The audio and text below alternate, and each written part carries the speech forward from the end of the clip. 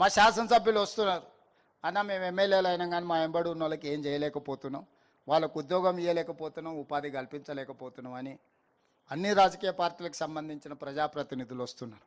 అందుకే ఈరోజు 5 లక్షల మందిని మన చుట్టూతో ఉండి చదువుకున్న వాళ్ళు ఉండి చైతన్యం ఉండి అర్హత ఉన్న వాళ్లకు 50,000 నుంచి 4 లక్షల వరకు స్వయం ఉపాధి పథకం కింద నిధులు మంజూరు చేయించడానికి, అర్హత కలిగిన వాళ్ళకు మంజూరు చేయించడానికి ఈరోజు 6,000 కోట్ల రూపాయలు మీ చేతుల్లో రాబోయే 2 నెలల్లో పెడుతున్నాము.